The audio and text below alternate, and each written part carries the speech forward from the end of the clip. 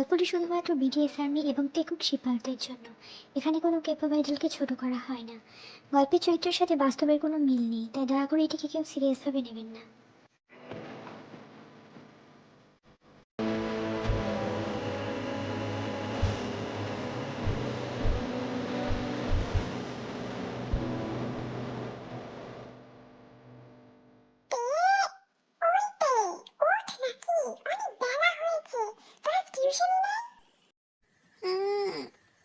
হ্যাঁ, উঠছি।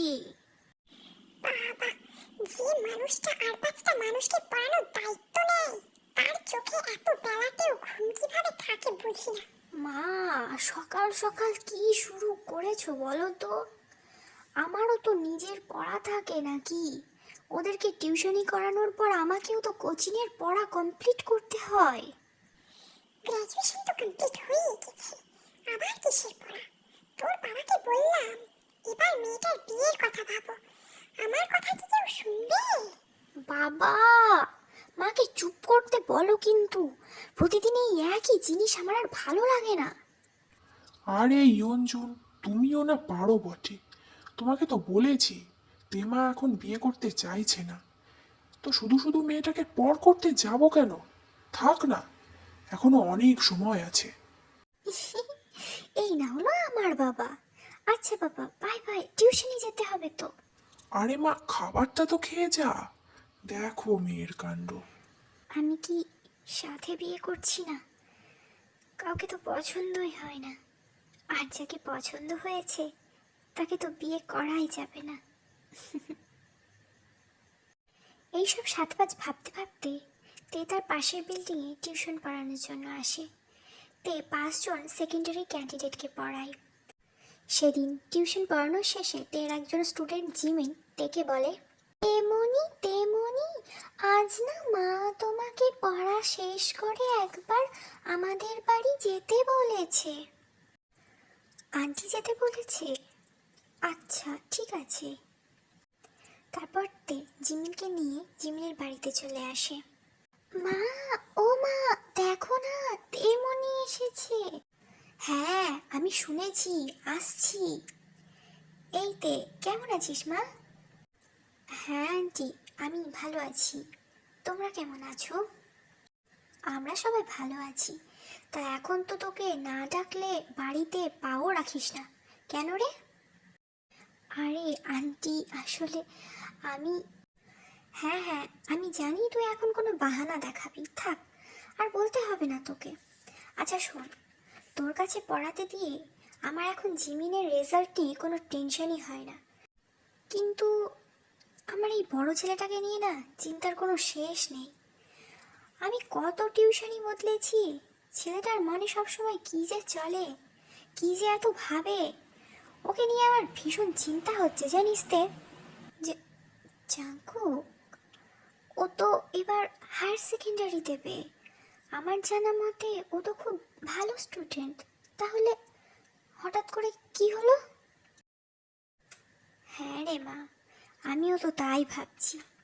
1 বছর আগেও তো সব ঠিক ছিল, তাহলে গত বছর ছেলেটার কি এমন হলো বলতো যে লাস্ট এক্সামে কোনো রকমে পাস নাম্বারটুকু তুলেছে জানিস?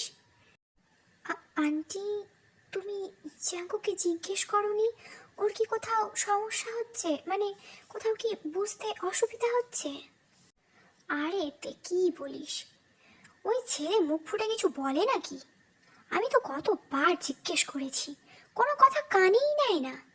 এই 2 মাসের কথাই ধর না, 4টে টিচার বদলেছি, কারোর সাথেই ছেলেটা ফ্রি হতে পারছে না। তে মা, তুই একবার কি চেষ্টা করে দেখবি? আমি আমি কিভাবে? দেখ মা, আমি তো তোকে জানি, সবাইকে খুব সহজেই সামলে নিতে পারিস, নাহলে এই বদমাস জিমিনটাকে তো পড়তে বসাতেই পারতাম না। আর এখন তো কিছু বলতেই হয় না, নিজে থেকে পড়তে বসে। আমার না তোর উপর বিশ্বাস আছে, ছেলেটার সমস্যাটা একটু খুঁজে সমাধান করে দে না মা। আন্টি, এভাবে বলছো কেন? আমি আমি কি সত্যি পারবো? হ্যাঁ মা, আমি জানি রে, তুই পারবি, ঠিক পারবি। তুই একটু চেষ্টা কর না, তুই কাল থেকেই আয়। আচ্ছা, এত করে যখন বলছো আমি একবার না হয় চেষ্টা করে দেখি। আচ্ছা আন্টি, আজ আমি তাহলে আসি, কেমন?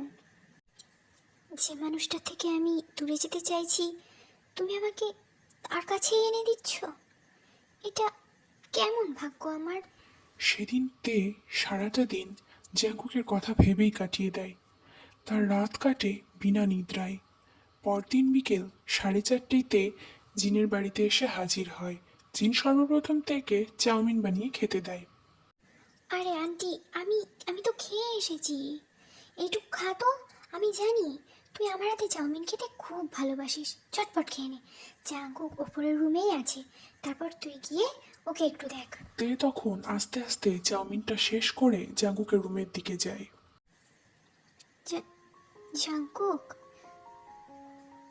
Jungkook, Jungkook. ভেতর থেকে কোনো উত্তর আসে না। তাই আরও কিছুক্ষণ ডাকে। শেষে উপায় না পেয়ে দরজা ঠেলে ভেতরে ঢোকে। দেখে রুমটা ভীষণ পরিপাটি করে গোছানো। রুমের ভেতরটা একদম নিস্তব্ধ। তারপর তের চোখ যায় বেডের ওপর বসে থাকা লম্বা ফর্সা সুঠাম দেহের এক পুরুষ। পা টান করে হেলান দিয়ে বসে আছে, তের দিকেই তাকিয়ে। জাঙ্কুক। তে পুরোপুরি বরফের ন্যায় জমে যায় জাঙ্কুকের ওই শীতল চাহনিতে। নিজের প্রাণপ্রিয় মানুষটিকে আজ 6 মাস পর দেখছে তে। এই ছেলেটার বয়স যে মাত্র 19, কেউ বলবে? সম্পূর্ণ পরিণত পুরুষের মতো তার দেহের গঠন, তার বুদ্ধিও যথেষ্ট পরিণত। ছেলেটা তার বয়সী বাকি ছেলেদের থেকেও বেশি পরিণত। তেকে দেখে জাঙ্কুক তার হাতের বইটা পাশে রেখে ভারী কণ্ঠে বলে, মা বলেছিল তুমি আজ আসবে। জাঙ্কুকের দৃষ্টি এখনো সেই আগের মতোই শীতল ও স্থির। তেই তার জড়তা কাটিয়ে বলে, হ্যাঁ। তুমি ভেতরে আছো, আমি কখন থেকে ডেকেও তুমি সাড়া দিলে না কেন? জাঙ্কুক এখনো সেই আগের অবস্থাতেই রইল, মুখে কিছুই বলল না। তে জানে জাঙ্কুক একটাও বাড়তি কথা বলে না। তে একটা দীর্ঘশ্বাস ফেলে আস্তে আস্তে জাঙ্কুকের কাছে এসে একটা চেয়ার টেনে বসে। এটা আমার সিলেবাস, আর 4 মাস পরে আমার ফাইনাল এক্সাম।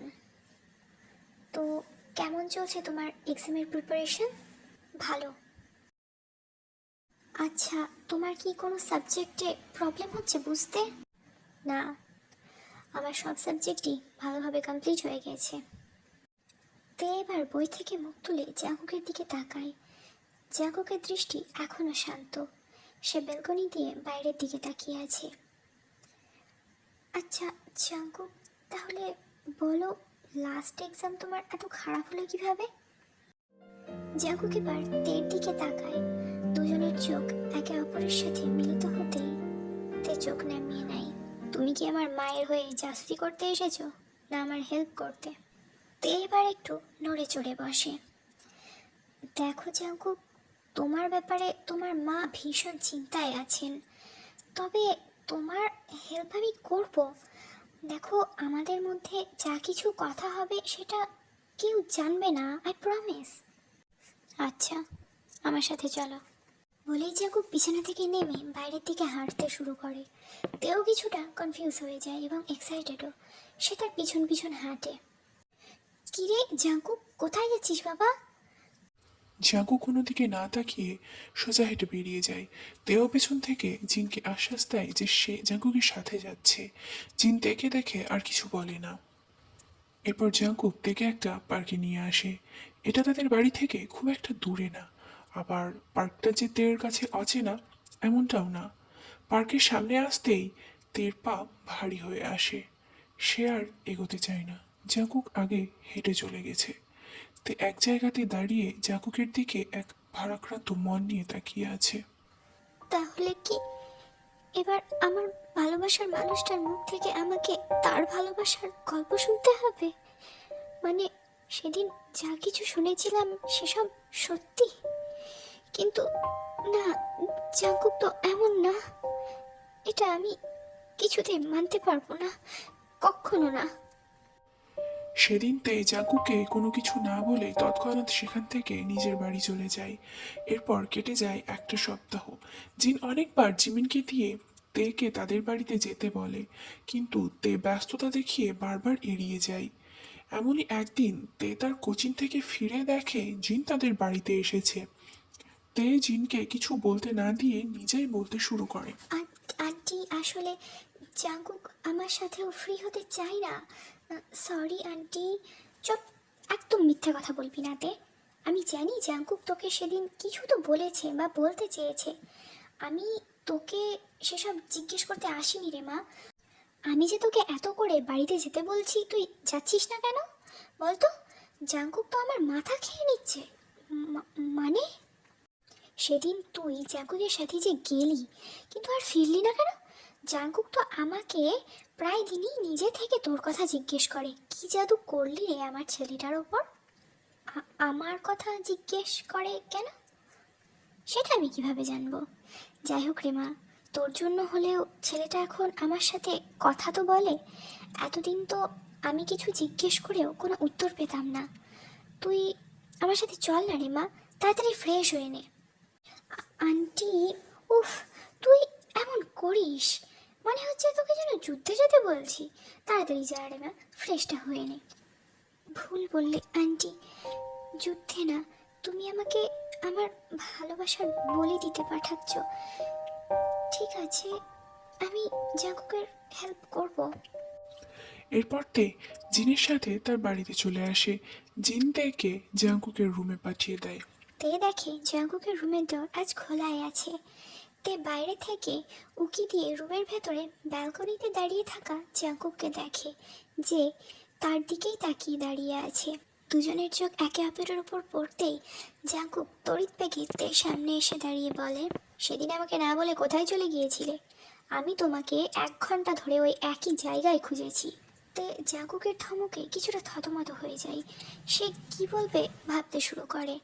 জাঙ্কুকের শান্ত চোখ দুটো আজ কিছুটা চঞ্চল। তের তখন মনে হয় জাঙ্কুক তো তার থেকে বয়সে অনেক ছোট, তাহলে সে কেন জাঙ্কুকের ধমক শুনবে? এবার তে কিছুটা সাহস জুগিয়ে তার জোর গলায় বলে, তুমি তো নিজের মতো হেঁটে চলে গিয়েছিলে, পেছন ঘুরে কি দেখেছো যে পাশের মানুষটা কোথায় গেল? আমার একটা আর্জেন্ট কল চলে এসেছিল, তোমাকে বলে আসতাম, তা তোমাকে আর দেখতেই পাইনি। আর এই কদিন আমি বিজি ছিলাম, তাই আর আসতে পারিনি। তে এক নিঃশ্বাসে কথাগুলো বলে জাঙ্কুকের দিকে তাকায়। তে দেখতে পায় জাঙ্কুক তার শীতল চাহনি নিয়ে তাকিয়ে আছে। আচ্ছা, তো আজকে চলো। তে জাঙ্কুককে সঙ্গে সঙ্গে আটকে বলে, সেই সেই পার্কে? ওখানে না গেলে হয় না জাঙ্কুক? জাঙ্কুক তার ভ্রুজোড়া কুঁচকে তের দিকে সূক্ষ্ম দৃষ্টিতে তাকায়। আসলে আমার শরীরটা না আজ ঠিক নেই, যা বলার এখানেই বলো না। ও, সেদিন তুমি এই জন্যই পার্ক থেকে চলে এসেছিলে? সত্যি তো এটা, তুমি সেখানে যেতেই চাও না? তে চোখ বড় বড় করে জাঙ্কুকের দিকে তাকিয়ে আছে। জাঙ্কুকের বুদ্ধি পরিণত পুরুষের মতো এটাতে জানতো, কিন্তু এতটা বিচক্ষণ বুদ্ধি সম্পন্ন তে ধারণাও করতে পারেনি। জাঙ্কুক তের উত্তরের অপেক্ষা না করে ভেতরে গিয়ে বসে এবং তেকেও বসতে ইশারা করে। এরপর জাঙ্কুকের শীতল আর স্থির দৃষ্টিতে তের দিকে তাকিয়ে খুব স্বাভাবিক ভঙ্গিতেই তেকে জিজ্ঞেস করে, আচ্ছা, তুমি কি আমায় বলতে পারবে ওই পার্কে আগে আমার প্রিয়সী আসতো, এখন আর সে আসে না কেন? তে জাঙ্কুকের কথা শুনে হতাশ হবে নাকি অবাক হবে বুঝে উঠতে পারে না। জাঙ্কুক এই প্রশ্ন আমাকে কেন করছে? আমি কিভাবে জানবো এর উত্তর? লিসা কোথায় গেছে সেটা তো কেউই খোঁজ পায়নি। তাহলে হঠাৎই তের মনে জড়ো হয় একরাশ অভিমান, কষ্ট, আর তার চোখ ঝাপসা হয়ে আসে তীব্র এক ব্যথায়। আমি কিভাবে জানবো? এটা তো আমার জানার কথা না জাঙ্কুক। জাঙ্কুক কিছু বলতেই যাবে তার আগে খেয়াল করে তের শুকিয়ে যাওয়া মুখটা। তারপর সে আরও বলে, আগে তো ওই পার্কে আমার সাথে আমার প্রেয়সী প্রায়ই দেখা হতো। তার ওই সুন্দর মুখশ্রী আমার ভীষণ ভালো লাগে। তার খোলা চুল, প্রাণবন্ত করা হাসি, তার চঞ্চলতা সবই আমায় মুগ্ধ করে। কিন্তু হঠাৎ সে আমার চোখের আড়াল হয়ে গেল। তের এবার যেন জাঙ্কুকের সামনে বসে থাকতেও ভীষণ অস্বস্তি হচ্ছে। নিজের ভালোবাসার মানুষটির মুখ থেকে অন্য নারী সম্বন্ধে এমন প্রেমবাচক শব্দ কোনো মেয়ে সহ্য করতে পারবে না। তের এবার গলাটাও ধরে আসে। সে অতি কষ্টে মাথা নিচু করে জাঙ্কুকের বলা প্রতিটি কথা শুনছে। আচ্ছা, তুমি কি চাইছো? আমি এখন তোমার জন্য ঠিক কি করতে পারি? তার ঠিকানা এনে দেব? তার দরকার নেই, আমার কাছে ঠিকানা আছে। তে এবার শক্ত হয়ে জাঙ্কুকের দিকে তাকিয়ে বলে, তাহলে তুমি গিয়ে জিজ্ঞেস কেন করছো না? আমি চাই সে নিজে থেকে তার সমস্যাটা আমায় বলুক। তে এবার কিছুটা রেগে গিয়ে বলে, দাও তার ঠিকানা, আমি গিয়ে জিজ্ঞেস করে আসছি, আর তারপর বলছি তোমার সাথে যোগাযোগ করতে। জাঙ্কুক তের এরকম ব্যবহারের কারণটা ঠিক বুঝতে পারে না। সে কৌতূহলী হয়ে তের দিকে তাকিয়ে, কিন্তু আমি এমনটা তো করতে পারবো না। তে এবার ভীষণ বিরক্ত হয়ে উঠে পড়ে বলে, জাঙ্কুক, তুমি পাগল হয়ে গেছো। এইসব কথা মাথা থেকে বার করে এক্সামের দিকে কনসেন্ট্রেট করো। আমি তোমার কোনো হেল্প করতে পারবো না। তে এইসব বলে রুম থেকে বেরিয়ে আসতেই জাঙ্কুক পিছন থেকে ডেকে ওঠে, তে আমি জানি একমাত্র তুমিই আমার হেল্প করতে পারবে, আর এটা তোমাকে করতেই হবে। তে জাঙ্কুকের ডাক শুনে পিছন ফিরে এক মুহূর্তের জন্য আটকে যায়। জাঙ্কুকের কথায় কিছু তো একটা ছিল। তে সেদিন আর এক মুহূর্ত সেখানে দাঁড়ায় না। বাড়ি গিয়ে তে ভীষণ কান্নায় ভেঙে পড়ে। পুরনো স্মৃতিগুলো এক এক করে তের মস্তিষ্কে তাজা হয়ে আসে।